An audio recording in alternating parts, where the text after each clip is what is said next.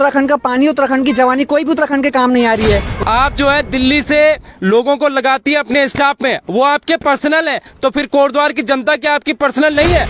प्रेमचंद्र अग्रवाल जी जैसे चोर, कुंजवाल जी जैसे चोर अगर जो है वो विधानसभा में अपने रिश्तेदारों को लगाते हैं, तो खंडूड़ी जी भी फिर उसी राह में चल रही हैं। अपने पिताजी के नाम पर, खंडूड़ी जी के नाम पर वो यहाँ पर आती हैं, योगी जी को बुलाती हैं और चुनाव जीत जाती हैं। तो कोटद्वार का बेरोजगार भी जो है अब यहाँ पर ऐसे झाड़ू लगाएगा कि भाजपा के कार्यकर्ता आप सिर्फ दर्री बिछाएं या झाड़ू लगाएं। और मतलब इस कोटद्वार में इतना सारा टैलेंट है, इतना सारा टैलेंट है, लेकिन ऋतु खंडूड़ी जी को क्या दिखता है? बिहारी नजर आते हैं। तुरंत आपको अपनी विधानसभा से भी इस्तीफा दे देना चाहिए और चले जाना चाहिए बिहार में और वहां पर रह जाना चाहिए आपको। तो नमस्कार दोस्तों, मैं हूं सचिन हिंदुस्तानी और आप सभी देख रहे हैं टीवी 24 आवर्स। जिस प्रकार से आप देखेंगे हम उस पुल पर हैं जो कि ऋतु खंडूड़ी जी के पिताजी ने बनाया था, यानी कि ये वो पुल है जो भावर से जोड़ता था हमारे कोटद्वार शहर को। आज उस पुल के हालात आपको देखने होंगे गर्द में हैं और ऐसे ही कुछ गर्द में हालात हमारे को देखने को मिलते हैं भर्तियों में। कभी बैकडोर भर्ती, कभी निजी स्टाफ की भर्ती है, कभी अलग अलग भर्ती। एक तरफ तो हमारे प्रधानमंत्री नरेंद्र मोदी जी का प्यार उत्तराखंड की तरफ तक जाहिर है। कभी वो केदारनाथ आते हैं, कभी वो हमारे सीडीएस जो बनाते हैं वो उत्तराखंड के बनाते हैं, उत्तराखंड के पौड़ी के बनाते हैं। हमारे साथ जुड़े हैं आज देवभूमि बेरोजगार संघ के अध्यक्ष कंडवाल जी। तो सर कंडवाल जी, आप ये बताइए, जिस प्रकार से आप देखेंगे उत्तराखंड के जो विधानसभा अध्यक्ष है, उनकी जो हमारी विधानसभा अध्यक्ष ऋतु खंडूड़ी भूषण जी है, उन्होंने अपना निजी स्टाफ निकाला जिसपे भर्ती लिस्ट शामिल आई, तो लिस्ट में दिल्ली और बिहार के लोग आए। तो क्या उत्तराखंड के लोगों में इतना आपको योगदान या इतना सामर्थ्य नहीं लग रहा था कि आपने दिल्ली बिहार के लोग बुलाए? देखिए, जो है ऋतु खंडूड़ी जी की बारी आई तो उनका ये कहना है कि जो हमने अपने पर्सनल स्टाफ, ये मतलब मेरे पर्सनल है, मैं किसी को भी लगाऊं। तो ऋतु खंडूड़ी जी, मैं आपको एक चीज कहना चाहता हूं, अगर आपके पर्सनल हैं और आप जो है बिहार से लोगों को लगाती हैं अपने स्टाफ में, आप जो है दिल्ली से लोगों को लगाती है अपने स्टाफ में, वो आपके पर्सनल है, तो फिर कोटद्वार की जनता क्या आपकी पर्सनल नहीं है?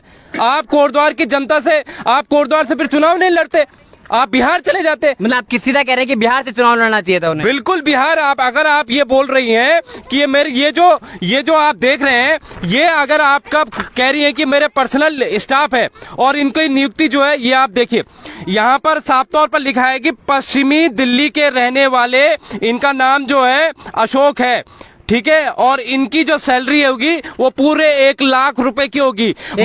मतलब आप ये सोचिए कि क्या ऋतु खंडूड़ी को कोटद्वार से कोई भी ऐसा काबिल बेरोजगार नहीं दिखा जो है जिसको वो अपना वहां पर स्टाफ में लगा सकती थी? अगर आप लाखों रुपए बिहारियों को बांट रहे हैं, लाखों रुपए अगर आप दिल्ली वासियों को बांट रहे हैं, तो भैया हम तो मुझे लगता है कि तुरंत आपको अपनी विधानसभा से भी इस्तीफा दे देना चाहिए और चले जाना चाहिए बिहार में और वहां पर रह जाना चाहिए आपको। उस पर उन्होंने ये कहा है कि मुझे अनुभव वाले लोगों की जरूरत थी, ये इस बात को अपने वो बता रही हैं, हाँ अनुभव के लोग। तो आप ये बताइए, तब क्या उत्तराखंड में लोगों को अनुभव की कमी तो चलेगी? क्योंकि आपने कभी उसे बोला नहीं, तो इस पर आप क्या कहेंगे? जिस प्रकार से वो अपने आपको डिफेंड करते हुए नजर आ रही है कि हाँ ये मेरे को अनुभव वाले 30-40 साल का अनुभव है उन्हें, इसलिए मैंने उन्हें रखा। इस पर आप क्या कहेंगे? देखिए, एक प्रधानमंत्री देश का प्रधानमंत्री ढूंढ रहा है कि कोई सेना का अध्यक्ष उत्तराखंड से मिल जाए, मुझे पौड़ी जिले से मिल जाए। और हाल ही में जो है एक पौड़ी जिले से जो है नए हमारे सीडीएस नियुक्त किए गए हैं मोदी जी ने। इससे पहले डोभाल जी अगर आप देखो पौड़ी जिले से है, इससे पहले आप देखो रॉ के जो चीफ है वो पौड़ी जिले से है, आप देखो जो पूर्व हमारे थल सेना अध्यक्ष थे, सीडीएस थे बिपिन रावत जी, वो भी आपके जो है पौड़ी गढ़वाल जिले से। मतलब इस कोटद्वार में इतना सारा टैलेंट है, इतना सारा टैलेंट है, लेकिन ऋतु खंडूड़ी जी को क्या दिखता है? बिहारी नजर आते हैं। ऋतु खंडूड़ी जी को क्या दिखता है? दिल्ली वासी नजर आते हैं। और जो यहाँ पर मैं भाजपा के कार्यकर्ताओं को भी कहना चाहता हूँ कि भाजपा के कार्यकर्ता आप सिर्फ दर्री बिछाएं या झाड़ू लगाएं। और मैं साफ तौर पर अब ये कहना चाहूंगा कि कोटद्वार का बेरोजगार भी जो है अब यहाँ पर ऐसे झाड़ू लगाएगा। कोटद्वार का बेरोजगार झाड़ू लगाएगा? हम लगाएंगे और यहीं पर हम ऐसे बैठ जाएंगे, क्योंकि अगर हम जब तक यहाँ पर ऐसे बैठे रहेंगे, ये आप किसी की भी मर्जी हो, आप किसी को भी लगा दो, आप आप बिहारियों को लगा दो। तो आपने यहाँ से चुनाव क्यों लड़ा? क्यों इस कोटद्वार की जनता को आपने जो है आप भुगतने दिया? क्या आप काबिल नहीं थे? क्या मैं काबिल नहीं था? क्या इस कोटद्वार में जो एनडीए निकलते हैं, जो सीडीएस वाले निकलते हैं, जो इतने प्रतिभावान हमारे कोटद्वार वासी हैं, यमकेश्वर के लोग हैं, लैंसडाउन के लोग हैं, पौड़ी जिले के, श्रीनगर के हैं, क्या वहां के आपको लोगों को एक भी आपको जो है उम्मीदवार नजर नहीं आया? और आपने अपने स्टाफ में जो है 3 से 4 नियुक्तियां उन बिहारियों की कर दी हैं, दिल्ली वासियों की कर दी हैं। तो ये बिल्कुल भी सराहनीय हो जाएगा। और मैं साफ तौर पर कहूंगा कि भाजपा कार्यकर्ताओं को भी सबक लेने की जरूरत है कि आप कब तक जो है दर्री बिछाते रहोगे, आप कब तक झाड़ू बिछाते रहोगे, आप कब तक जो है पोस्टर चिपकाते रहोगे। और आपकी जो विधानसभा अध्यक्ष है, जिसको आपने दर्रियां बिछाई, जिसके लिए आपने पोस्टर चिपकाए, आज आप जो है ऐसे ही पड़ गए। रितु खंडूरी जी कोटद्वार के लिए एक नया चेहरा थी, उसके बाद वो जीत जाती हैं, उसके बाद वो कोटद्वार के लिए फिर हमें आप देखेंगे यहाँ के जो स्टाफ मिला, निजी स्टाफ मिला, वो भी हमें उत्तराखंड के लोगों नहीं मिल पाए। तो क्या कारण है कोटद्वार के शहर में एक तो आपको विधायक बाहर के मिल जाते हैं और आपको जो निजी स्टाफ है आप बाहर के लगाते हैं, इस पर आप क्या कहेंगे? देखिए, मेरा साफ तौर पर कहना है कि जब ऋतु भूषण जो खंडूड़ी है वो जब यमकेश्वर में थी तो वहां से भी उनकी इतनी उम्मीद नहीं थी जीतने की। अगर वो चुनाव लड़ती तो बहुत मुश्किल था उनका वहां से जीतना, लेकिन अपने पिताजी के नाम पर, खंडूड़ी जी के नाम पर वो यहाँ पर आती हैं, योगी जी को बुलाती हैं और चुनाव जीत जाती हैं। लेकिन अब जब लोगों को ये लगा कि जब अगर वो अपना निजी स्टाफ को नियुक्त करेंगी तो जो है कोटद्वार के युवाओं को, यमकेश्वर को युवाओं को, लैंसडाउन के युवाओं को, श्रीनगर गढ़वाल के युवाओं को, उनको जो है अपने निजी स्टाफ में लगाएंगी। लेकिन खंडूड़ी जी कहती है मेरा निजी फैसला है, मेरा जो है ये मेरा पर्सनल मैटर है। तो आपका अगर पर्सनल मैटर है तो जाओ ना बिहार, हम तो यही चाहते हैं। अब पहले जो है प्रेमचंद्र अग्रवाल जी जैसे एक तरह से मैं चोर कहूंगा, प्रेमचंद्र अग्रवाल जी जैसे चोर, कुंजवाल जी जैसे चोर अगर जो है वो विधानसभा में अपने रिश्तेदारों को लगाते हैं तो खंडूड़ी जी भी फिर उसी राह में चल रही हैं। तो लोग युवाओं को लगा कि हाँ रितु खंडूरी जी आई, एक नया जोश आएगा, उन्होंने अपने लोग नहीं लगाएंगे। लेकिन हम देखते हैं फिर इसी प्रकार से लगातार बातें होती रहती है। तो हम किस पे भरोसा करें? उत्तराखंड का युवा किस पर भरोसा करेगा? लगातार इसी प्रकार से अगर बैकडोर भर्तियां होती रहेंगी, हर बार भर्तियों में घोटाले होते रहेंगे, यूके ट्रिपल से घोटाला आप देखेंगे, तो लगातार घोटाले होते रहे, तो इस पर आप क्या कहेंगे? कब तक आपको लगता है कि उत्तराखंड आगे बढ़ते हुए कब नजर आएगा? अगर आप उत्तराखंड के युवा को चांस ही नहीं देंगे, मौका ही नहीं देंगे, तो कब आगे आगे हुए?